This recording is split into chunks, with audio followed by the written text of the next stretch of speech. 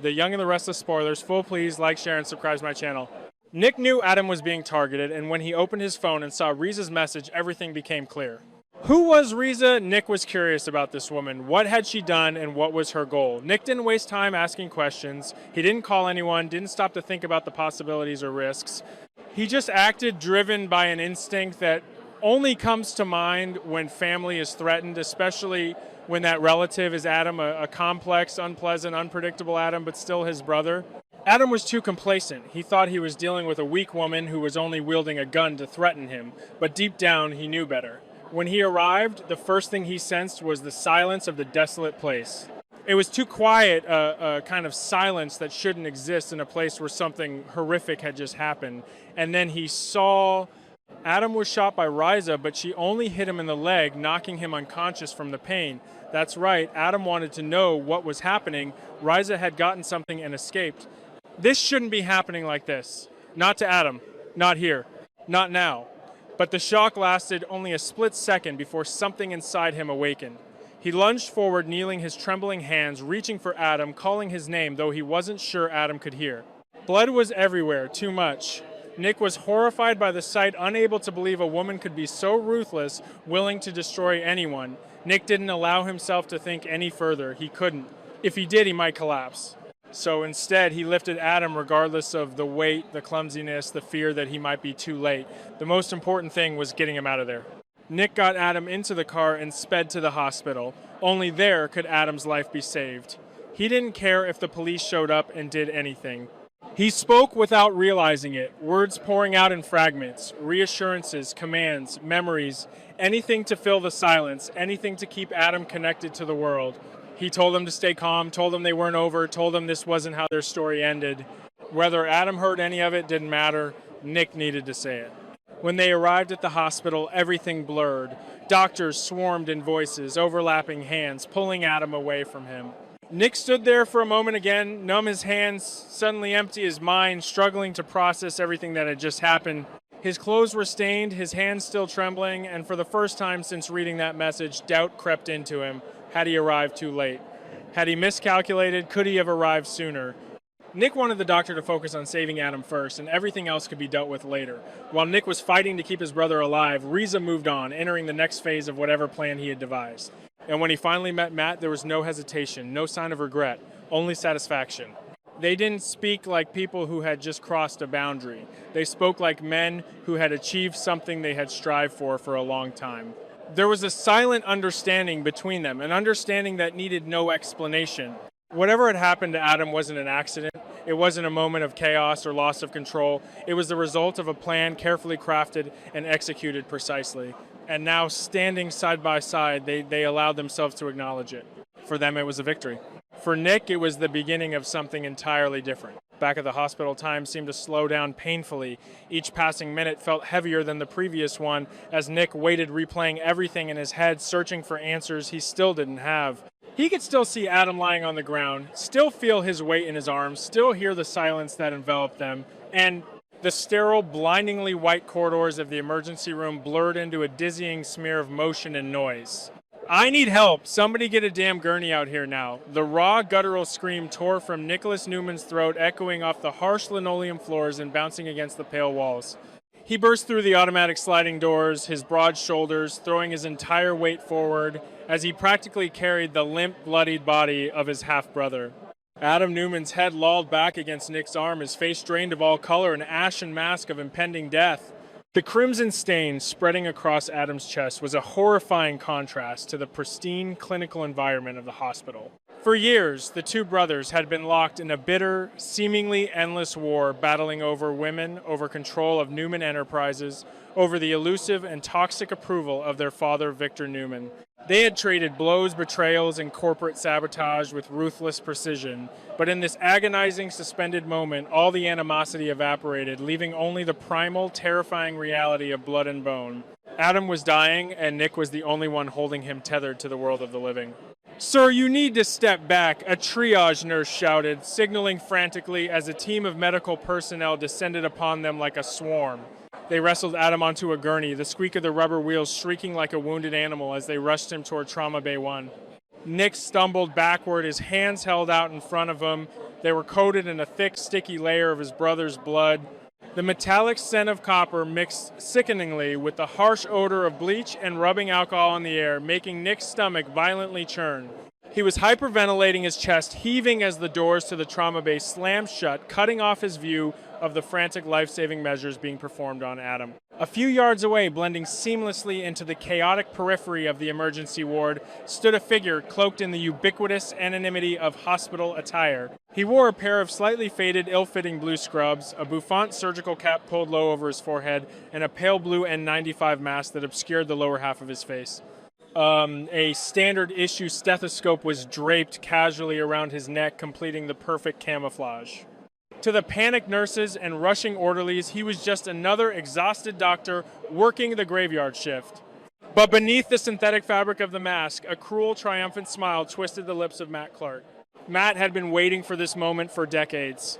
He had meticulously orchestrated his return from the grave, shedding his old identity, burying the sins of his past beneath the polished, suave exterior of Mitch Bacall, the nightclub owner, but he was not Mitch Bacall. He was Matt Clark, the man who had been destroyed by Nicholas and Sharon Newman. The man who had been driven to fake his own agonizing death, ripping out his own breathing tube in a hospital bed, much like the ones in this very building, all to frame Nick for murder. The burning, acidic hatred he harbored for the Newman family had sustained him through the years, a dark passenger guiding his every move. Now his grand scheme was finally coming to fruition. He had tracked them down, anticipating their every move, slipping into the hospital undetected to ensure that the trap he had laid in the neon-lit underbelly of the city had snapped its jaws shut perfectly. From his vantage point behind the slightly ajar door of an unlit supply closet, Matt quietly watched Nick suffer. The sight was a potent, intoxicating narcotic. He leaned against the cool metal of a shelving unit, his dark eyes fixed intensely on the man who had stolen his high school sweetheart, the man who had ruined his life.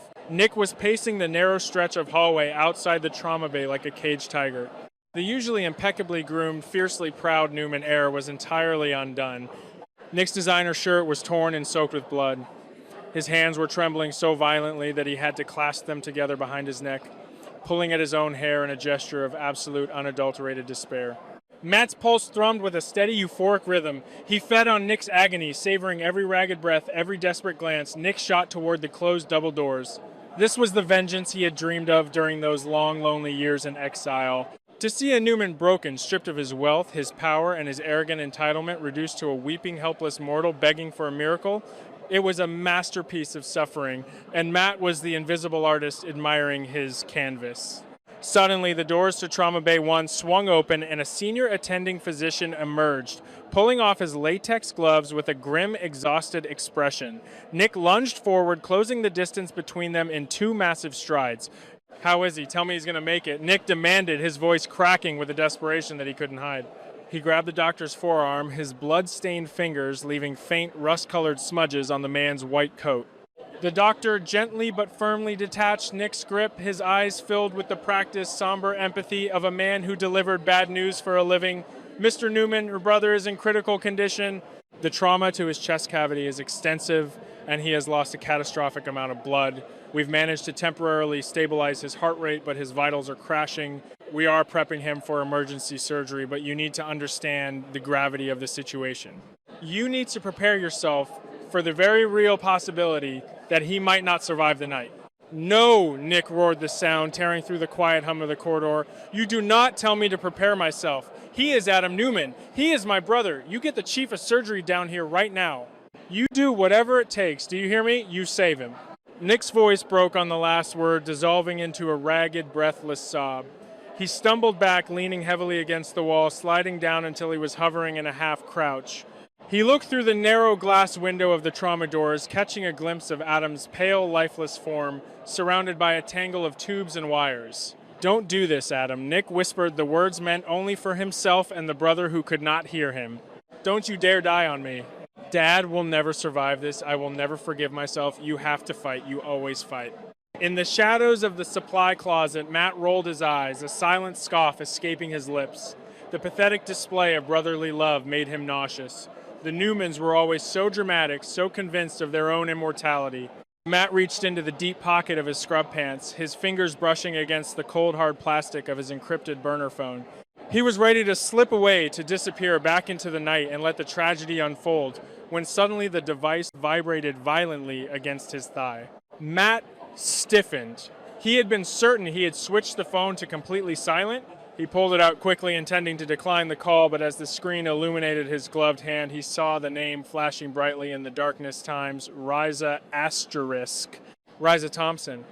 The undisputed queen of the underground poker scene, the woman who had known Adam during his amnesiac days as Spider. She was a crucial pawn in Matt's intricate web, a woman whose connections and cunning had helped him orchestrate the very ambush that had put Adam in that hospital bed. She was calling to celebrate, to confirm that their trap had been sprung with flawless, devastating precision.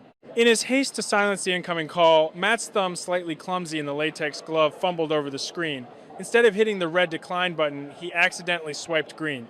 Even worse, the phone slipped from his grasp. He lunged to catch it, but the device clattered harshly against the edge of a stainless steel medical tray holding sterile bandages. The sharp metallic clack times was deafening in the quiet stillness of the closet, and then for a terrifying, agonizing split second, the call connected on the phone speaker. "Mitch, darling, we did it." Riza's sultry, triumphant voice purred through the tiny speaker, accompanied by the faint, unmistakable sound of a champagne flute clinking against glass. Matt frantically snatched the phone from the tray, his thumb crushing the end call button with enough force to nearly crack the screen. He shoved the device deep into his pocket, his heart suddenly hammering against his ribs like a trapped bird. He froze, not daring to breathe, his muscles locked in absolute rigidity. Out in the hallway, the metallic clatter and the brief, disembodied female voice cut through the rhythmic, monotonous beeping of the ICU monitors like a gunshot. Nick froze. The phytic sorrowful energy that had consumed him only seconds before instantly drained from his body, replaced by a cold, primal stillness. The transition was instantaneous. He was no longer just a grieving brother. He was a Newman, a man whose survival instincts had been honed by decades of corporate warfare, physical altercations, and relentless enemies. The hairs on the back of his neck stood up.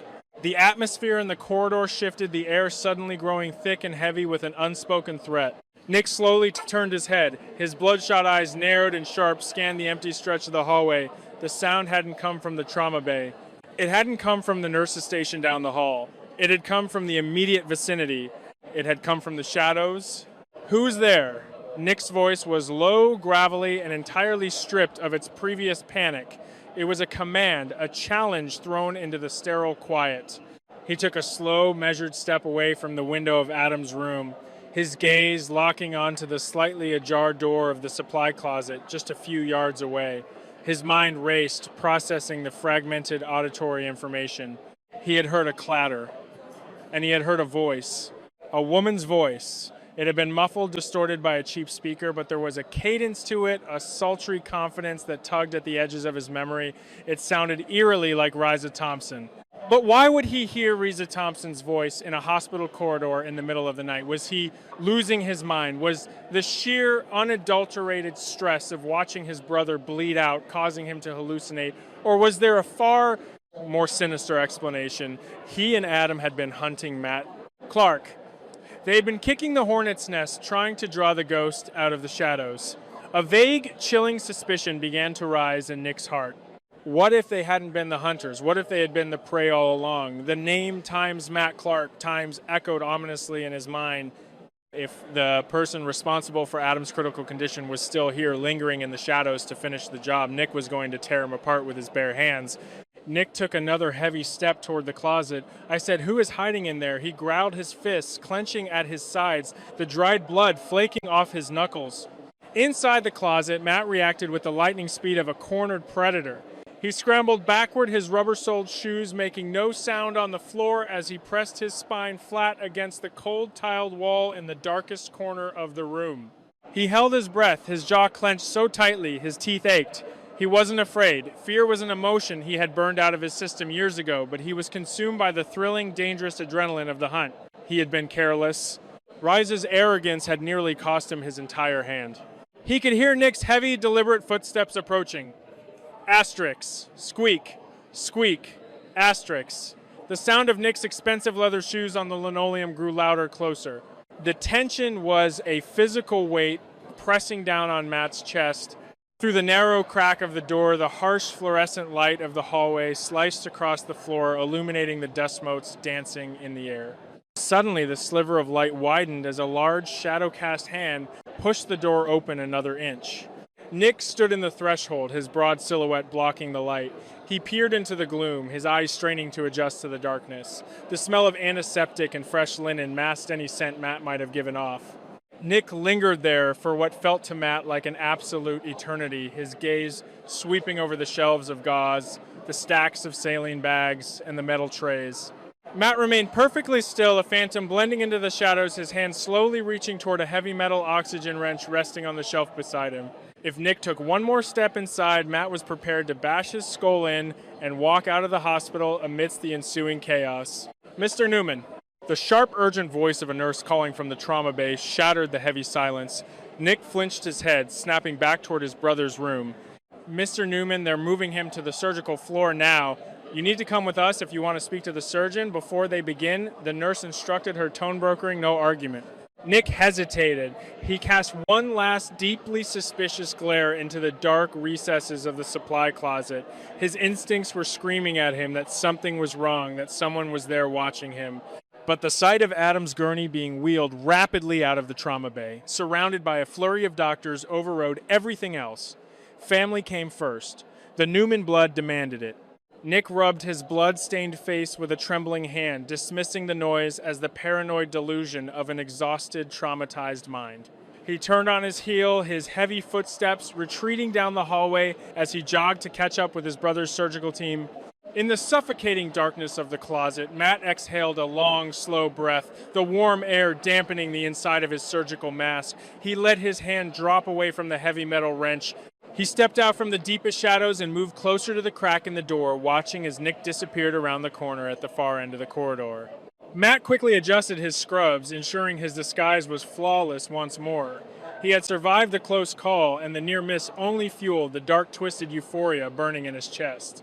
He pulled his phone back out, sending a swift coded text to Riza to ensure she wouldn't call again. Then he slipped out of the supply closet, stepping seamlessly back into the bright, chaotic flow of the emergency room. As he walked toward the exit, the sliding glass doors parting to release him into the cool, neon-lit night, Matt's eyes remained fixed on the spot where Nick had just been standing. They were eyes devoid of any human empathy, burning with unadulterated venomous malice. The trap had worked. Adam was fighting for his life, and Nick was a broken, paranoid shell of a man. But this was only the beginning. The ghost of Matt Clark had returned, and he would not rest until the Newman family was nothing more than ashes.